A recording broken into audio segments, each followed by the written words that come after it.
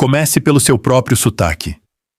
Se você diz rato, carro, arranha e Roberto do jeito que a maior parte do Brasil diz, você produz, várias vezes por dia, sem pensar, um som raspado no fundo da boca que o falante de inglês não tem e que passa a vida inteira tentando aprender.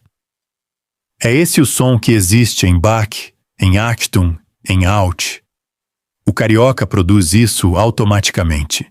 O mineiro, o paulistano, o baiano, cada um com sua variação, mas todos com algo naquela família.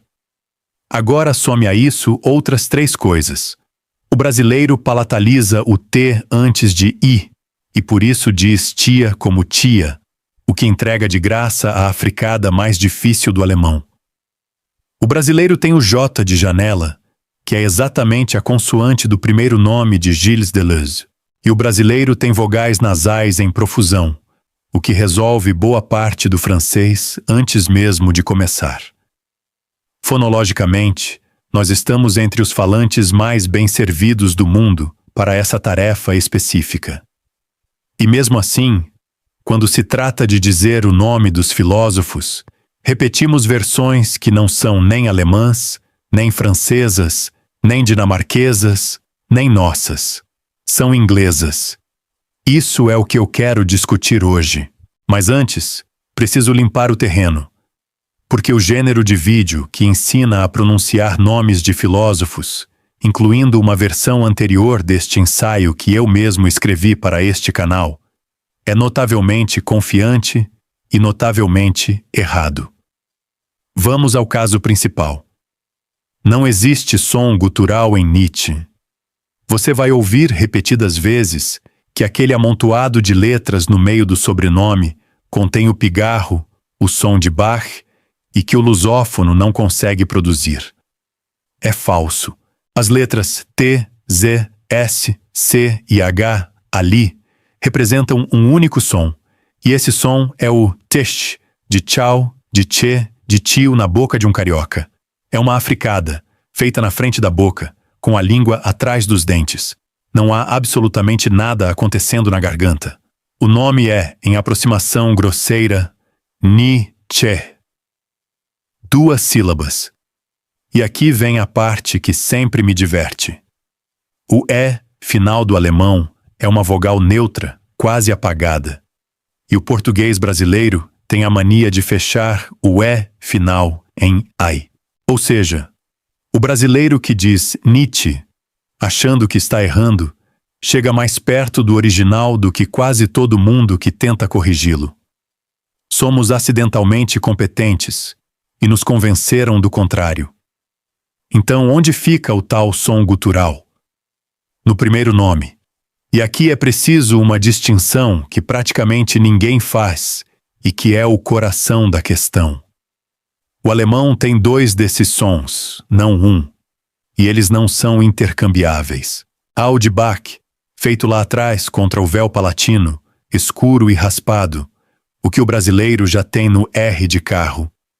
E há o de Ish, feito muito mais à frente, com a língua arqueada em direção ao céu da boca, um som leve, sibilante, bem mais próximo de um chachon de chuva soprado do que de qualquer pigarro. Friedrich leva o segundo.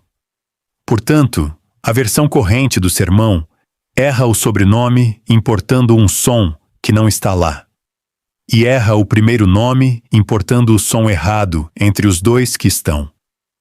Sigo com a auditoria, porque um vídeo sobre precisão não tem autoridade nenhuma enquanto não for preciso.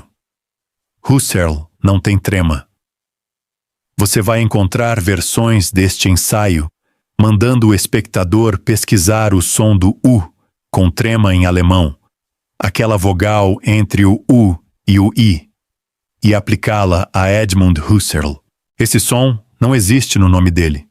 Escreve-se com U simples e pronuncia-se com U simples, algo como Serl, com a tônica na primeira sílaba, e com aquele R inicial que em alemão é apenas um sopro. A instrução de acrescentar um trema não é um refinamento, é uma invenção, e produz uma pronúncia mais distante do original do que o descuido que ela pretendia corrigir. O T de Sartre é pronunciado. Você vai ouvir que é mudo, pela regra geral de que o francês come as consoantes finais. Não come essa. O nome termina num encontro consonantal e as duas consoantes soam, seguidas no máximo de uma vogal neutra levíssima. Algo como Sartre. O que é mudo é o E final, que é coisa completamente diferente.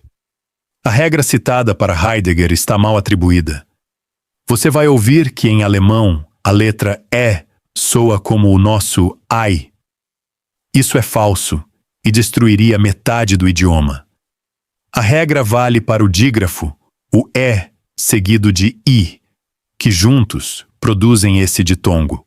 Heidegger, portanto, começa com algo próximo de RHI, com o R aspirado do português, e tem os dois G duros, como em gato. Algo como RHI de guerre. Wittgenstein tem duas dificuldades reais, e a versão padrão não menciona nenhuma das duas. A primeira é que o W alemão tem valor de V. A segunda é que o S no começo da última sílaba, quando seguido de T, vira Schach. O final não é Stein, é Stein. Algo como Wittgenstein. E já que estamos aqui, ele não era alemão. Nasceu em Viena, numa das famílias mais ricas do Império Austro-Húngaro, e passou a maior parte da vida produtiva em Cambridge. E mais uma, tirada da abertura da versão original, onde o nome de Gilles Deleuze aparece e a dificuldade é localizada no sobrenome. O sobrenome é o mais fácil dos dois. O que é contraintuitivo é o primeiro nome, onde o G não é o de gato nem o do inglês. É o J de janela, que o brasileiro produz desde criança. Gil, uma sílaba só. Pronto. Terreno limpo. Agora o argumento. O ensaio que estou substituindo fazia uma afirmação moral forte. Dizia que a insistência no erro não é ignorância inocente, mas sintoma. Sintoma de provincianismo cultural, de arrogância disfarçada de simplicidade, de pura e simples má vontade. Chamava a prática de microato de imperialismo linguístico, no qual obrigamos o estrangeiro a se curvar às conveniências do nosso aparelho fonador. Essa moldura está errada, e não está errada por pouco. Está errada sobre como a língua funciona. Adaptar um nome estrangeiro ao sistema sonoro da própria língua não é falha moral. É o processo mais universal de toda a história da fala humana, e todas as línguas fazem isso, sem exceção, inclusive as que estão sendo defendidas aqui. O francês não diz Nietzsche como o alemão. Diz em francês, com vogais francesas e tônica francesa. O alemão não diz Descartes como o francês. Russos, japoneses, turcos e árabes nativizam nomes europeus de ponta a ponta, e ninguém os acusa de má vontade. E nós dizemos Paris com S audível, e Londres, e Nova York, e Moscou, e ninguém chama isso de imperialismo contra ninguém. E a tradição que produziu esses filósofos fez isso de forma muito mais agressiva do que nós jamais fizemos. O mundo letrado latino rebatizou praticamente todo mundo. Aristóteles não é o que os contemporâneos dele chamavam. Platão também não. Confúcio é uma latinização jesuítica do século XVII, de um título honorífico chinês. Avicena é uma deformação de Ibn Sina. Averroes, de Ibn Rushd. Copérnico é latinização. E o próprio Descartes, o homem cujo S mudo estão nos ensinando a respeitar, publicava como Cartésios, e é exatamente por isso que o adjetivo em português é cartesiano e não descartiano. O vocabulário inteiro da filosofia ocidental é feito de nomes que foram alterados por eruditos deliberadamente como rotina. A moralização, portanto, desaba. Não há vergonha nisso, não há arrogância nisso. E chamar isso de provincianismo é ao mesmo tempo indelicado e incorreto. Mas existe uma observação no ensaio original que sobrevive a tudo isso, e é a melhor coisa que havia lá. Em vez de descartá-la, quero reforçá-la, porque no Brasil ela é ainda mais interessante do que o autor percebeu. A observação é que boa parte das pronúncias que circulam na filosofia em português não são adaptações locais coisa nenhuma. São adaptações inglesas, importadas de segunda mão da academia anglófona, da bibliografia secundária, do YouTube anglófono e adotadas por gente que acredita estar sendo cosmopolita. Esse fenômeno é diferente da nativização e merece ser separado dela. Quando um brasileiro adapta um nome alemão aos sons do português, isso é o processo universal que eu acabei de defender. Quando um brasileiro adota a deturpação inglesa de um nome dinamarquês, ele não adaptou nada. Herdou a distorção dos outros, a um passo de distância, e acrescentou a sua por cima. Kierkegaard é o caso mais claro. A versão que se ouve por aí não é uma adaptação portuguesa do dinamarquês. É uma adaptação portuguesa de uma adaptação inglesa do dinamarquês. A sílaba final em dinamarquês é escura, arredondada, quase engolida, com aquele travamento na glote que a língua tem e quase nenhuma outra na Europa tem. O inglês ouviu ali um gard, que não é nem de longe aquilo, e esse gard virou padrão no mundo inteiro. Wittgenstein é igual. O mundo anglófono leu Dobrobavu com valor inglês e a terminação como Stein. Nenhuma dessas duas coisas tem relação com língua alguma que não seja o inglês. E as duas são hoje universais. E aqui está a ironia brasileira, que é a parte que mais me interessa. Nós temos, por razões históricas muito concretas, uma das tradições mais sólidas do mundo de leitura direta da filosofia francesa. A missão francesa que ajudou a fundar a Universidade de São Paulo nos anos 30 deixou gerações de professores que liam e discutiam em francês.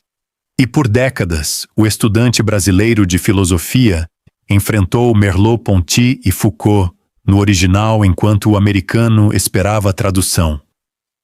Herdamos uma relação com o francês que quase nenhum país fora da Europa tem. E apesar disso, importamos Kierkegaard pelo inglês. Importamos Wittgenstein pelo inglês. Importamos até a discussão sobre como pronunciar esses nomes, pelo inglês. Esse é o argumento que o ensaio original estava tentando alcançar. E ele não precisava de nenhuma acusação de má vontade para ser feito. Não se trata de arrogância.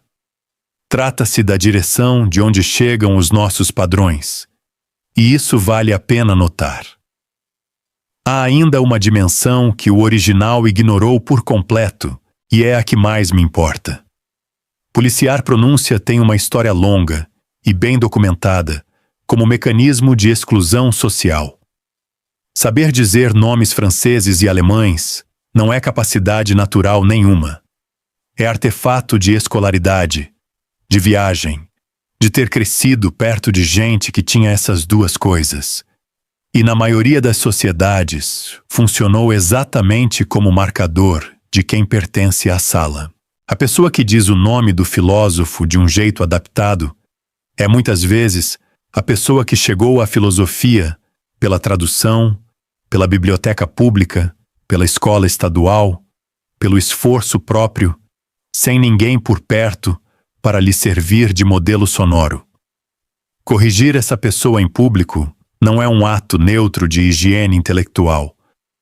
O ensaio original chegou a mencionar isso, numa linha dizendo para não se deixar intimidar pelos pedantes, e passou os 15 minutos anteriores sendo exatamente esse pedante, além de errar Nietzsche.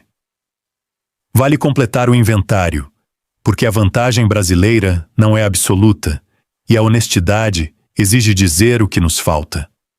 Nós temos o raspado de Bach, temos a africada de Nietzsche, temos o J de Gilles, temos as nasais do francês e temos o cheia de chuva, que resolve boa parte de Michel e de Schopenhauer. Isso é muito. O que não temos é razoavelmente específico. Não temos as vogais anteriores arredondadas do alemão, aquelas do U e do E, que exigem a língua numa posição e os lábios noutra, coisa que o português nunca pede. Não temos o encontro consonantal CHT no começo de sílaba, motivo pelo qual a terminação de Wittgenstein sai truncada. Não temos o R uvular do francês, embora o nosso R de rato chegue perto o bastante para funcionar. E não temos absolutamente nada parecido com o travamento glotal do dinamarquês, que é uma interrupção na corrente de voz sem equivalente em nenhuma língua românica. 4 dificuldades reais, portanto, e nenhuma delas é o som gutural que o ensaio original passou minutos ensinando o espectador a produzir, porque esse ele já produzia sozinho antes de ligar o vídeo. Há também um argumento que o original fez sobre seminários e que merece ser tratado com cuidado. Ele dizia que a pronúncia inconsistente gera cacofonia. Um expositor diz o nome de um jeito, o seguinte diz de outro. Um terceiro chega da escola inglesa com uma terceira versão, e os ouvintes gastam energia reconciliando 3 padrões sonoros para uma pessoa só. Isso é verdade, e é bom argumento a favor de alguma convergência local. Mas repare que ele argumenta a favor de uma convenção partilhada, não a favor de uma convenção autêntica. Uma sala em que todos usem consistentemente a forma adaptada resolveu o problema por inteiro. Clareza e fidelidade são 2 bens distintos, e ali só um dos 2 está em jogo. Então, se o argumento moral cai e o risco social é real, sobra alguma razão para fazer o esforço? Sobra. 3. E nenhuma delas é sobre virtude. A primeira é que a pronúncia carrega a informação, e achatá-la destrói a informação. Kierkegaard, dito a dinamarquesa, algo como Kierkegaard, com o R lá atrás e aquele travamento característico, informa de imediato que se trata de um escandinavo, de um país luterano pequeno, na borda do mundo intelectual alemão, escrevendo numa língua que quase ninguém fora dela conseguia ler, o que é boa parte da razão pela qual ele foi ignorado por 60 anos. E o nome é um substantivo comum. Em dinamarquês significa cemitério, adro de igreja. Kierkegaard sabia disso e brincou com isso no que escreveu. Diga o nome da maneira achatada e essa camada inteira simplesmente desaparece.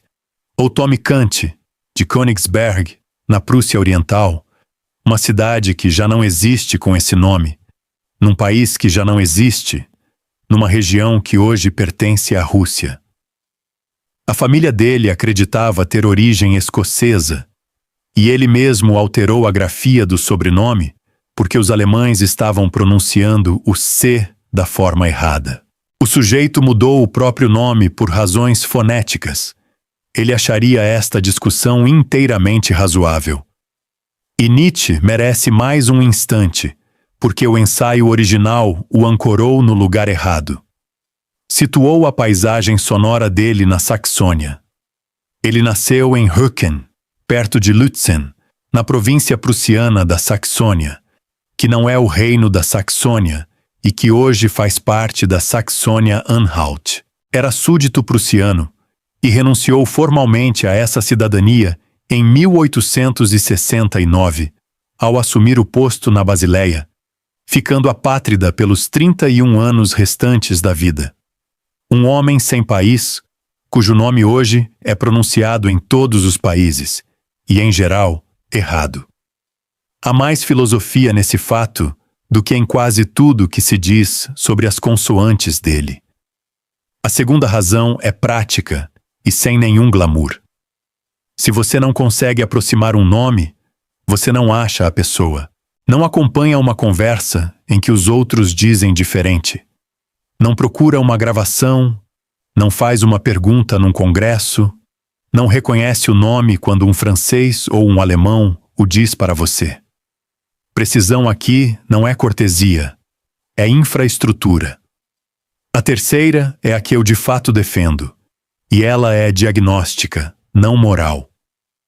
O jeito como alguém diz o nome de um filósofo é um indicador razoável de por onde essa pessoa chegou até ele.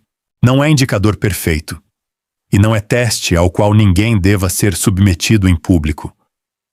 Mas quem leu Foucault em francês, ou assistiu a seminários, ou viu uma entrevista, tende a dizer de um jeito, e quem o encontrou exclusivamente por resumos de segunda mão, tende a dizer de outro. A pronúncia não é o problema, é vestígio do caminho percorrido. E o caminho percorrido afeta o que se entende, porque resumo não é a coisa. Repare enquanto essa afirmação é mais fraca do que a do original e enquanto é mais defensável. Há ainda um quarto ponto, que o original levantou sob o nome de vergonha do esforço, e que ele diagnosticou bem antes de tirar a conclusão errada. A observação é que vivemos numa cultura que valoriza o conhecimento e desconfia do trabalho visível de adquiri-lo. Tentar um nome estrangeiro tem custo. A boca se move de um jeito não familiar. Sai da sua cara um som que parece teatral. E você se expõe a duas acusações opostas ao mesmo tempo, de pretensioso se acertar e de ridículo se errar. O erro compartilhado é confortável, e dizer como todo mundo diz sinaliza pertencimento. O original tratou isso como covardia. Eu trato como resposta perfeitamente racional a um custo social real, e acrescento que esse custo é distribuído de forma desigual. Se você foi criado entre gente que diz de um jeito, tentar o outro custa alguma coisa. Se foi criado entre gente que já dizia do outro jeito, não custa nada e ainda rende fama de rigor. Essa assimetria não é sobre coragem. O que se conclui disso é pequeno e me parece suficiente. Faça a tentativa em particular, onde o custo é zero. Leia o nome para si mesmo do jeito que você acredita que seja. E em público, diga o que não vai virar obstáculo, deixando a sala definir o registro. Ninguém tem obrigação de encenar a própria pesquisa. Agora sejamos honestos sobre o limite disso tudo. Coisa que o original nunca foi. Não existe pronúncia correta disponível para você. Existe aproximação. O brasileiro não vai produzir nativamente as vogais anteriores arredondadas do alemão, nem o R uvular francês com naturalidade, nem o travamento glotal dinamarquês, e isso não é defeito. É o que significa ter uma primeira língua. Todas as aproximações que eu dei aqui são compromissos, escritas com as letras de outro idioma, e um nativo ouviria sotaque estrangeiro em todas elas imediatamente. O objetivo, portanto, não pode ser a correção. É uma aproximação decente, oferecida sem ansiedade, e abandonada com alegria, assim que virar empecilho para o entendimento. Vamos então à parte prática, e trate isto como conjunto de aproximações e não como conjunto de regras. Nietzsche, ou Nietzsche, que no seu sotaque provavelmente já sai certo. Uma africada no meio, vogal neutra no fim, nada de garganta. Friedrich, com esse chacha final leve e para a frente, mais perto de um chacha soprado do que do raspado de Bach. Heidegger, com o R aspirado do português e os dois G duros. Husserl, sem trema. Nunca houve trema. Hegel, com G duro. Kant, curto, aberto, seco. Kant, sem nasalizar. Essa é a armadilha brasileira, porque a nossa tendência é dizer Kant, e o alemão pronuncia o N e o T. Schopenhauer, 4 sílabas, tônica na primeira. Wittgenstein, Wittgenstein. Foucault, Foucault. O L e o T são mudos, o AU é um O fechado. E a tônica cai no fim, como quase sempre em francês. Descartes. Descartes. O S do meio é mudo, a consoante final soa, o E final não. Sartre. Sartre, com o T audível. Deleuze. Deleuze, com aquela vogal que não temos, algo entre E e O, com os lábios arredondados. E Gilles é Gil, Merleau-Ponty. Merleau-Ponty, Beauvoir, Beauvoir, Kierkegaard, Kierkegaard. Falta enfrentar a objeção que o original levantou e descartou rápido demais, porque ela merece coisa melhor. Alguém dirá que a língua é viva, que os nomes se naturalizam e que ninguém tenta pronúncia elisabetana para Shakespeare. É boa a objeção, e a resposta do original foi que há diferença entre séculos de naturalização popular e o contexto específico do estudo, onde a precisão é valor em si. Essa resposta está metade certa. A distinção entre uso corrente e uso técnico é real, e toda a área mantém uma. O químico espera que você faça algum esforço com Mendeleev. Mas a objeção tem mais força do que o original admitiu, porque a fronteira entre naturalizado e não naturalizado não é fronteira. É gradiente. Ele se move, e se move de maneira diferente em cada língua. Platão e Aristóteles estão inteiramente naturalizados em praticamente todas as línguas europeias, e ninguém sente falta de nada. Descartes está parcialmente naturalizado. Nietzsche ainda não, mas pode estar daqui a um século. Não existe princípio que diga onde um nome específico se encontra nesse gradiente num momento específico. É questão de uso e convenção, ou seja, questão do que as pessoas ao seu redor fazem. Ou seja, não é questão de correção. Então, o que sobra, depois de tirar a moralização, admitir que a aproximação é o teto, reconhecer a dimensão de classe e conceder que a naturalização é legítima? Sobra a curiosidade, e me parece fundação melhor do que o dever. A razão para descobrir como soa um nome não é que você deve alguma coisa a um morto, nem que o descuido revela defeito de caráter. É que a pergunta é interessante, que a resposta leva 90 segundos, e que puxar esse fio costuma trazer outras coisas junto. Você procura como se diz Kierkegaard, e descobre que o nome dele significa cemitério, e que ele escreveu sobre isso. Procura Kant e encontra uma cidade que mudou de nome 2 vezes e uma família que mudou a própria grafia. Procura Wittgenstein e encontra Viena em vez de Berlim, uma fortuna, 3 irmãos que tiraram a própria vida. E, de repente, o homem está situado em algum lugar concreto em vez de flutuar numa bibliografia. A pronúncia é uma porta. Não é virtude e não é teste.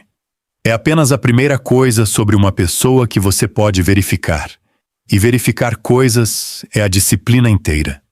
E acrescento uma última, que é a razão pela qual este ensaio existe nesta forma. Eu errei Nietzsche, publicamente, com confiança, num vídeo cujo assunto inteiro era a importância de acertar essas coisas. Qualquer pessoa que soubesse mais teria desmontado aquilo em 30 segundos. Isso não é rodapé constrangedor do argumento. Isso é o argumento. A disposição de ser corrigido e de voltar e consertar em público é exatamente o que o ensaio original dizia defender quando afirmava que recusar correção é ensaio geral para a recusa de questionar as próprias crenças. Ele estava certo nisso, só não esperava ser o exemplo. Então diga os nomes tão bem quanto conseguir, sem ansiedade.